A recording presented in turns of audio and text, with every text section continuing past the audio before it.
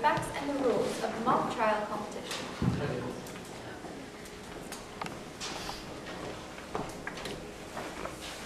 Yes. Good morning, Alice. How are you? Good morning. You were at the scene of the incident, correct? Yes. Could you please describe it? I just come home from a movie with some of my friends and was standing in my driveway locking up the car. Okay. And what about the scene? What was it like? Well, it was dark, it was cold, and a lot of the street lamps on that street were out. Okay, what happened next? Well, I was finishing up locking my car, and then I saw a cyclist, Cameron, going down Skyline, and I heard my neighbor Quinn yell, "Look out." Okay. And this cyclist, was he looking at the road? What was he doing? He was looking down and he was listening to music. Okay. So he was distracted? I'd say so. Okay. How quickly did these events unfold? They went by very fast, but after a few seconds I reacted and I sprung into action. Okay, what does that mean? My neighbor Quinn yelled, "Look out," and then he was hit by a fast-moving car. So Quinn then went out, made sure he was okay before running back to his house. Running back to his house, yelling that he was going to call 911. So I rushed out and I comforted him. Your Honor, hearsay. Response? Pretty sure Quinn has said that she did in fact yell, "Call the police." Yeah, the point of the objection is that Dallas DeCampus testifying to an out-of-court statement. What statement was that? Look at her that she was going to call 911. It's fine, we don't know that. So we'll strike that part from the answer. Yes. Sustained and that part will be stricken. Thank you. So after you went to go help Cameron out, how did he appear? He was dazed and he was in a lot of pain. Okay. What, if anything, did he say? He was mumbling a lot of things. Okay. Could you make out anything he said? No, I couldn't. So Cameron did not identify the driver? No. If he did, I couldn't tell. Okay. If he said. Thank you. Cross? Yes, Your Honor. Good morning, Mr. McCann. Good morning. Now, the car that at the time of the incident was traveling very fast, correct? In fact, it was traveling 30, was that a yes? Did you respond? Yes. Okay. It was traveling 35 to 40 miles per hour, isn't that right? Yes.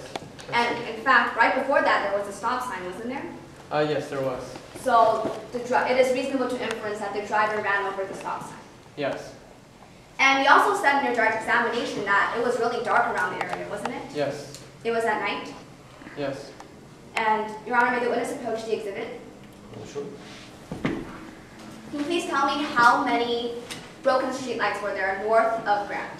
I don't know the exact number, but most of them were. It's right on the diagram. Please count them. North of Grand. North of Grand. Oh, north of Grand, sorry.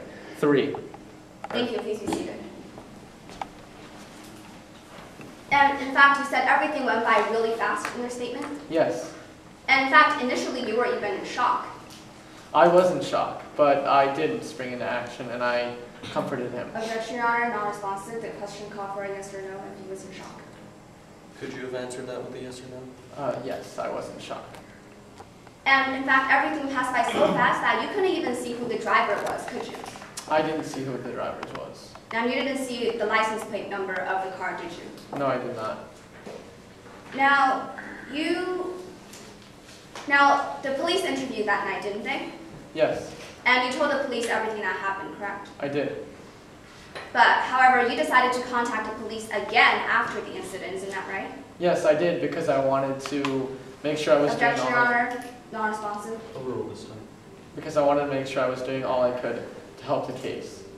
But they didn't respond to you. They did not call And back. you contacted them twice. Yes, And when the police interviewed, you had told them everything that you knew, isn't that right? indeed. But, however, you did not tell them that the car slowed down a bit. I did tell them that the car slowed down a bit. Did you make a witness statement? Yes.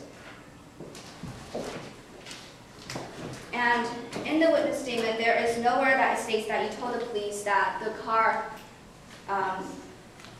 did slow down for a bit. The only thing that you stated was, I believe that I did say that I Counsel, could you please cite something? Say um, where there is something or where there isn't. on page 35, Okay. it was in the errata added after line 35.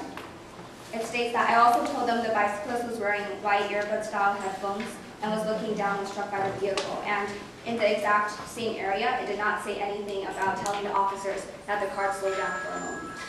Okay, so your argument is there's a lack of Yes. those words. All right, so Mr. DeCamp, you're aware that those words aren't in your testimony? I believe they are. They're not in your testimony. Okay. No, they are not. But you were certain that the car slowed down for a moment, correct? Yes. Thank you, Your Honor. No further questions.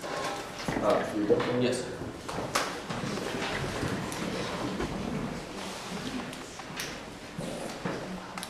Mr. DeCamp, it was dark, it was night. Would you say it would be hard to identify a driver? I'd say it'd be very hard.